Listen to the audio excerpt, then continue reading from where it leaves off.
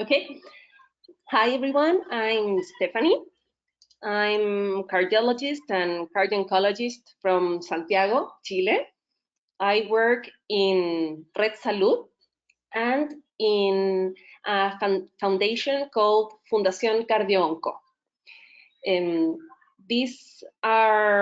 Fundación Cardio-Onco just started this year, and Red Salud, as I told briefly, looks out about 800 patients each year with different malignancies, hematological and solid tumors from head to toe. So it's very interesting, and you can see very different and difficult decisions that you have to make every day. That inspired me to give you this conference, and I really hope you enjoy it. 2 seconds. Okay. So, as you all know, cardio-oncology is a bright new subspecialty of cardiology, and there's new information developing every day. There are new cancer therapies and also new cardiotoxicities to learn. Cancer patients also are older and have more comorbidities, and there's difficult decision-making every day. Now we're going to go to case 1. She is a 63-year-old female with history of hypertension. She was taking losartan 50 milligrams twice daily and atenolol 25 milligrams daily. She had a pacemaker due to sick sinus node syndrome in 2015, and at that time her left ventricle ejection fraction was 63%. She had also a history of breast cancer in the years 1989 and 2016. She had bilateral breast radiation, first on the left breast in 1989 and right breast on 2016. And now she had a lymphoplasmatic lymphoma, and she had 8 cycles of rituximab, cyclophosphamide, vincristine, and prednisolone on year 2014, and 3 cycles of rituximab and bendamustine this last year. I met her on November 2019. She had progressively worsening dyspnea over 3 weeks, and when I first met her, her functional class was 3. On her physical examination, you could see uvular distension about 5 centimeters over her sternum, pulmonary rails, and lower extremities edema. Her chest X-rays was bilateral pleural effusion, and her NT-proBNP was 2,540. Her first transthoracic dimensional echocardiogram showed 35% of left ventricular ejection fraction, a global longitudinal strain of -12%, type 2 diastolic dysfunction, and severe mitral and tricuspid regurgitation. The diagnosis was non-ischemic heart failure and was likely due to chemotherapy toxicity and radiation toxicity. She had only 3 out of 6 cycles of rituximab and bendamustine. And these were the problems. She had new onset heart failure. There were 3 more cycles pending of her chemotherapy. And the hematologist told me, what can I do? How can you help me? When you search for evidence, you see that bendamustine is a nitrogen master drug. It has 3 mechanisms of action. The first one is a p53-dependent activation of DNA damage stress response and apoptosis. It also inhibits the mitotic checkpoints, and it has an induction of mitotic catastrophe. It induces extensive and durable double-stranded DNA breaks that result in initiation of the p53-dependent stress response and apoptosis. And the extensive DNA damage leads to inefficient DNA repair mechanisms, resulting in inhibition of checkpoint control. RITUXIMAB is a chimeric monoclonal anti-CD20 antibody, and it has been approved for non-Hodgkin's lymphoma, chronic lymphocytic leukemia, rheumatoid arthritis, and ANCA-associated vasculitis. The associated cardiotoxicity is hypotension, hypertension, arrhythmias, angina, acute coronary syndromes, and also non-ischemic cardiomyopathy. So it was not looking so good. There are many papers, but I just put 3 on this balance. Once, there were many saying that the patients could get a recurrent and partially reversible cardiomyopathy occurring during treatment with this type of chemotherapy. On the other hand, there was one case that bendamustine plus rituximab could be safe in heart failure with reduced ejection fraction. The thing is that this kind of chemotherapy really works on the kind of lymphoma that this patient has. And because of her history of radiation on bilateral, chest, breast, and her pacemaker, and receiving early 8 cycles of chemotherapy, her hematologist wasn't likely to change the chemotherapy chosen for her. So I started with heart failure treatment with sacubitril valsartan, 25 milligrams twice daily. She at that point, she was very thin. She was 45 kilograms only. Carvedilol, 3.125 milligrams twice daily. Spironolactone and dapagliflozin, only 5 milligrams daily, because she had some hypoglycemias when she received her chemotherapies, because she vomited a lot and didn't eat much. So I only gave her 5 milligrams daily. 21 days later, she received her next cycle of rituximab bendamustine. And they went on every 21 days without any adverse effects. The 6-month echocardiogram showed an improved ejection fraction of 50% with a global longitudinal strain of -17%. And the best of all was that the mitral regurgitation was from severe, went back to moderate. Her in New York Heart Association functional capacity went back to 1, and she now is able to do exercise. She walks for 1 hour every day. She has gained weight. She's now 52 kilograms, and she actually has a pretty normal life. Let's go with case number 2.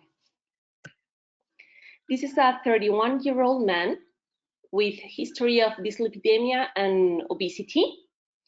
He has an anaplastic glioblastoma of the right hemisphere and hard body. He has gone on surgery, radiotherapy for 2 times, temozolomide for 12 cycles, and I met him when he had only 3 cycles of lomustine. This is his head MRI post-surgery and temozolomide. As you can see, there's quite an extensive occupation and lesion on the right hemisphere. Why did they call me? Because they had a deep vein thrombosis. And as you know, deep vein thrombosis and brain tumors are very common. The potential benefit of therapeutic anticoagulation in these patients must be weighted against complications, such as intracranial bleeding, for example, and patients with secondary brain metastases have a higher tendency to bleed spontaneously. Melanoma, renal cell carcinoma, choriocarcinoma, thyroid carcinoma, and hepatocellular carcinoma are the ones that are more eager to bleed spontaneously. The patient had a deep venous thrombosis of his right leg with no evidence of pulmonary embolism and no evidence of inferior vena cava thrombosis. But his right leg had a thrombosis of the femoral and from the femoral to the peroneus vein. The problems at this point was that there was a huge thrombosis, that he had a recidivant malignant glioma, and he weighed more than 130 kilograms. What are the anticoagulant choices? Direct oral anticoagulants or low molecular heparin? Till 2018, when there was thrombosis and central nervous system malignancy, a glioma, for example, the anticoagulation, the treatment was considered only with enoxaparin or, for example, an inferior vena cava filter, and then continue with enoxaparin. On 2020, they reviewed all the evidence that had appeared throughout these last years regarding direct oral anticoagulants and thrombosis in cancer patients. And but as you can see in these clinical practice guideline, the percentage of patients with head and neck tumors, it's very low. It's only 2.6%. Also, when you want to see or compare major bleeding when you treat patients with direct oral anticoagulants versus low weight heparins, people with obesity with body mass index more than 30, it's also very low, and they tend to bleed more than people with normal body index. Also, as you can see, the number of people with head and neck, it's very low, and when you treat them with direct oral anticoagulants, it seems that they don't bleed too much, but the p-value is not significant for any difference. On 2018, the SELECT-D trial appeared using the rivaroxaban in patients with versus low molecular weight heparins in patients with cancer. But as you can see, patients with brain tumors were only 1% for each group. Then the apixaban to prevent venous thromboembolism, the AVERT trial, appeared, and this one was had more people with brain tumors, 4.8 in the apixaban group and 3.7 in the low molecular weight group. This one, when you see the venous thromboembolism in the efficacy and safety clinical outcomes, the apixaban group actually had less venous thromboembolism than the placebo group. But also, the apixaban group had more bleeding than the placebo group. And finally, the Carvalho article appeared, but again, the head and neck group, it's very little. In the apixaban group, none of the patients had intracranial bleeding.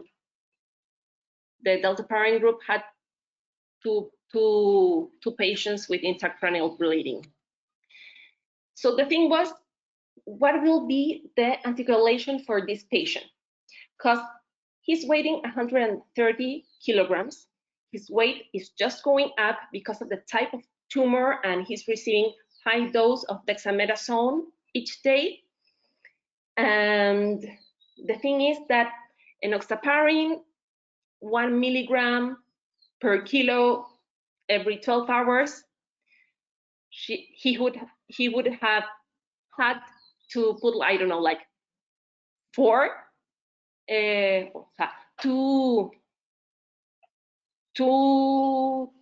one with 80 milligrams of enoxaparin, the other one with 60 milligrams on the morning, and then at evening. If we chose dalteparin, we could have to use the 10,000 units every 12 hours. So I really thought that apixaban could be a good choice.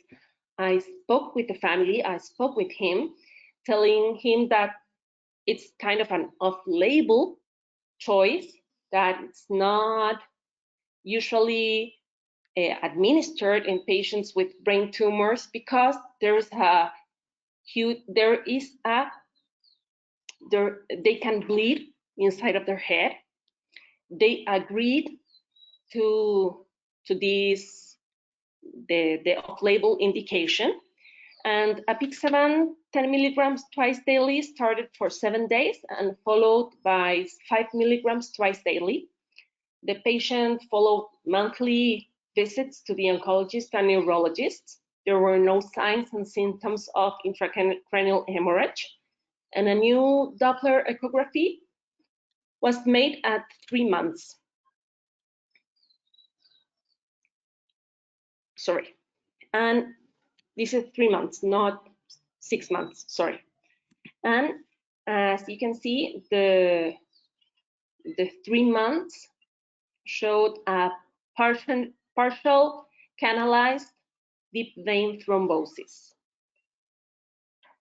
I continued with 5 milligrams twice a day of apixaban for 3 more months.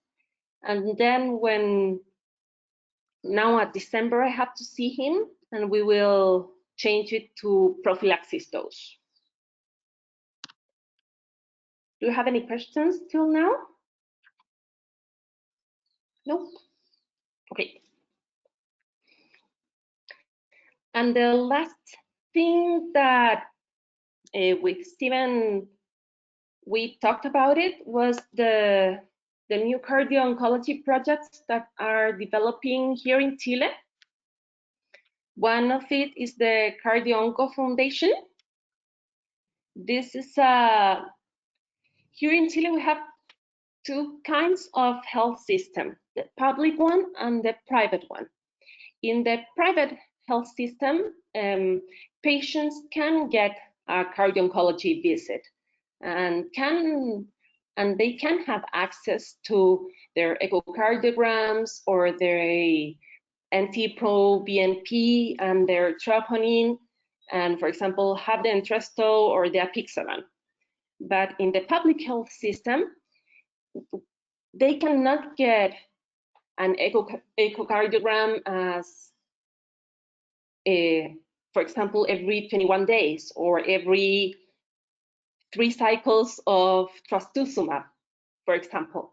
They can have only one every 4 months, maybe.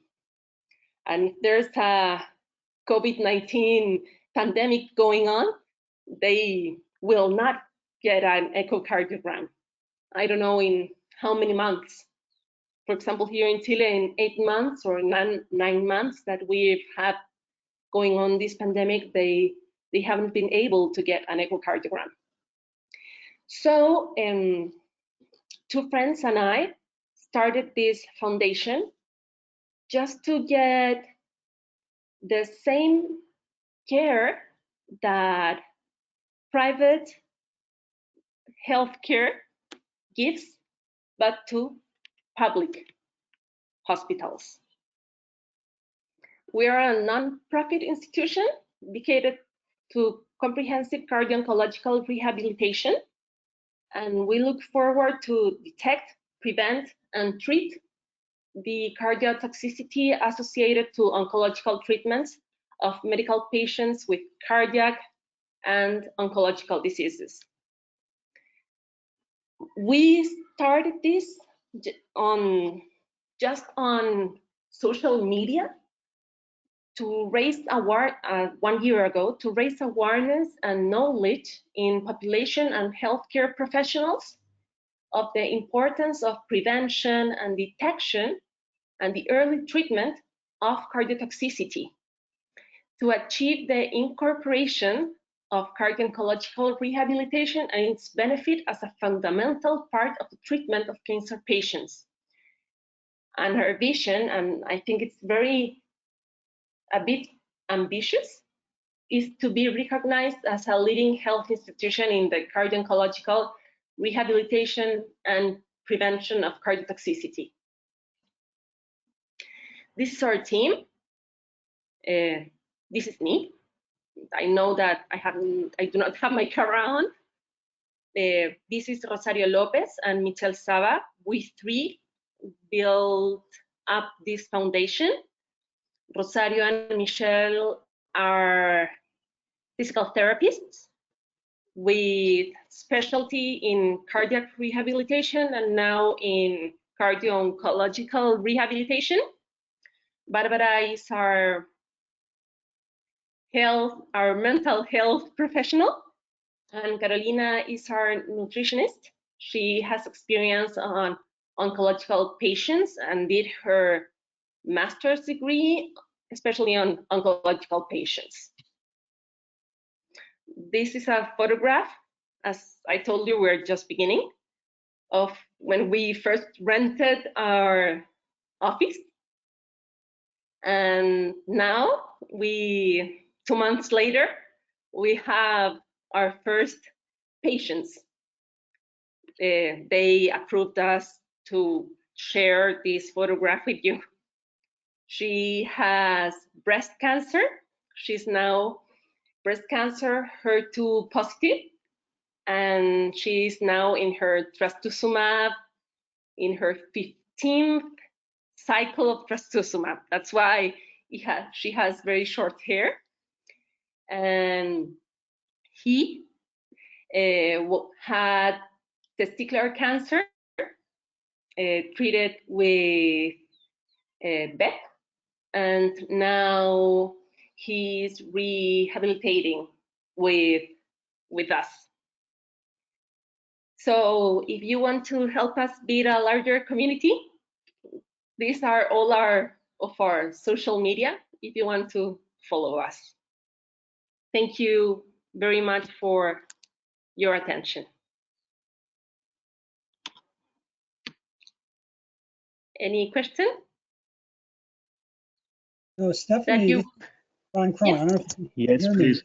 Wonderful presentation, and it's exciting to see the interest and the enthusiasm of the cardio-oncology community in Chile. Hopefully we can interact with the ICOS also. Yeah. I had a patient who was similar to yours with a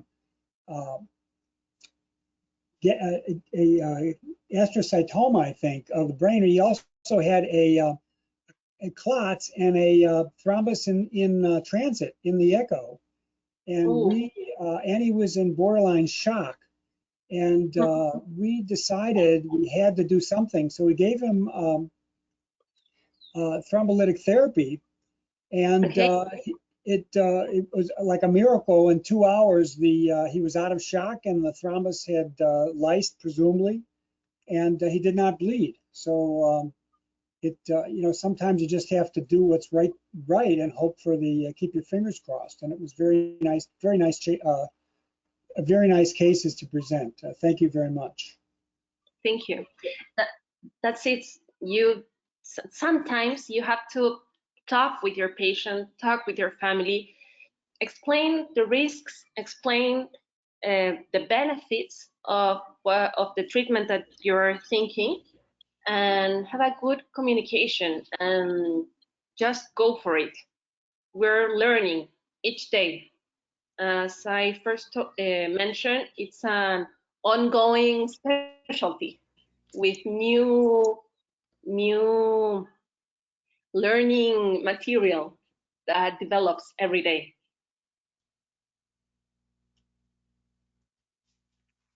Stefanie, congratulations. Excuse me. For your presentation. I'm just curious about what about the relationship of your team and the oncologists? Do they accept? They have a very good acceptance about your work, or do you feel any resistance? What about Chile nowadays? Fortunately, my team is really great. I was very lucky. I was looking for an oncologic team that was looking for a cardiologist. So they, every time that they have an issue with a cardiologic issue with a patient, or for example, if they have they know that the chemotherapy that the patient will receive has cardiotoxicity, they call me. In this last year and a half that I've been working with them, we have a WhatsApp chat. So, for example, I put some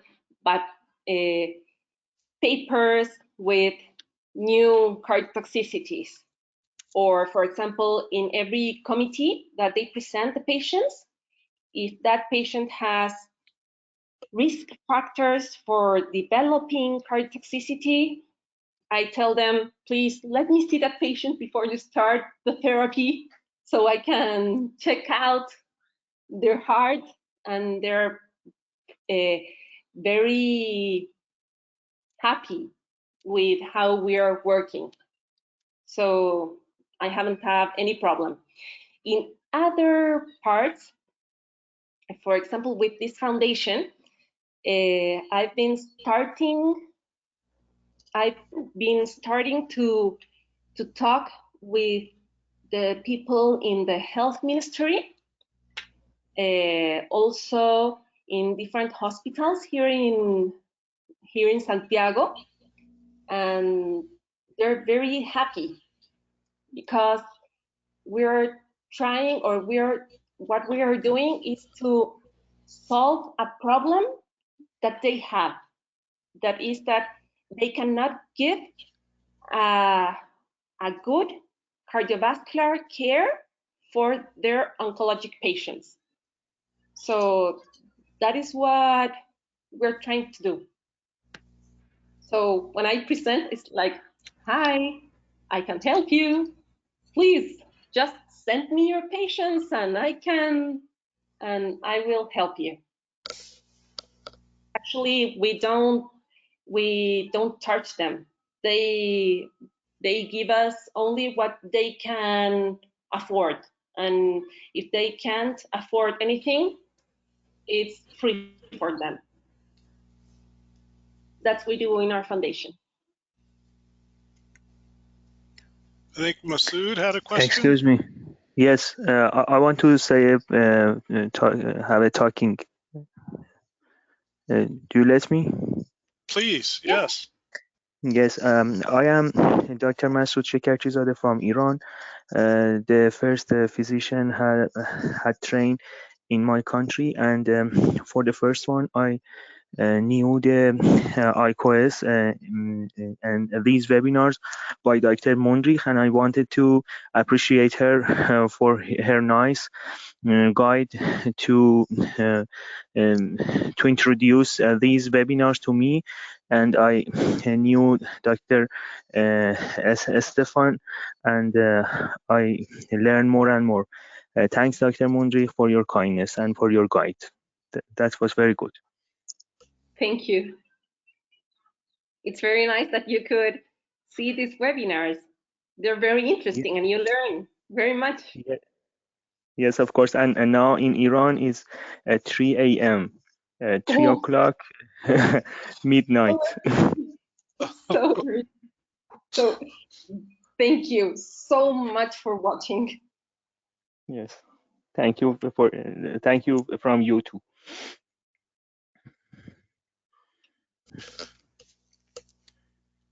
Any other questions or comments about the cases or the work in Chile?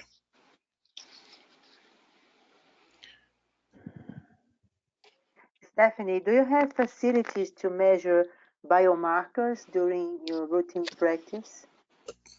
Yes, actually, I usually measure biomarkers, the NT-proBNP and troponin.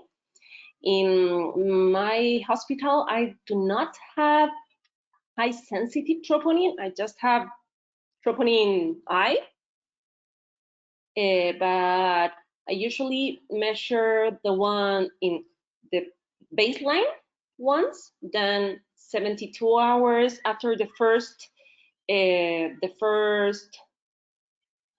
cycle of chemotherapy and see the percentage of increase.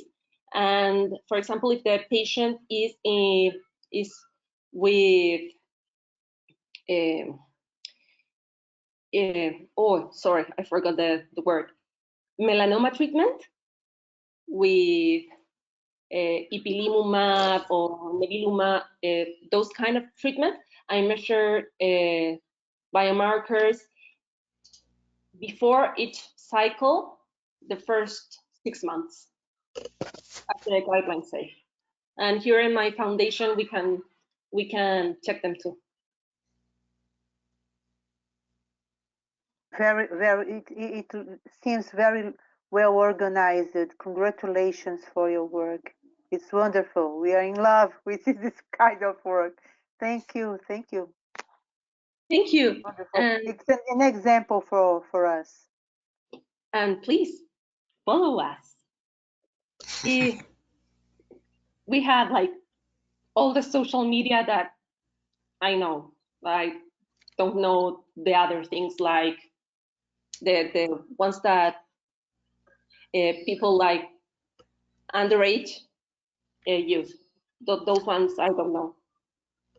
Sorry. So just Instagram and Facebook. The other ones like TikTok or those ones, I don't know how to use. I think you're in good company. Any other questions for Stefanie or comments?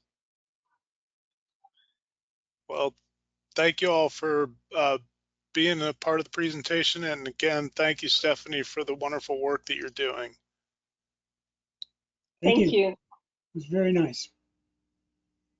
All right, we will We will resume our webinars after the Christmas holiday. So everybody stay safe and thank you for joining. We will be sending out, updates and information. Bye-bye. Thank you. Be safe, everyone. Be safe. Take care, everybody.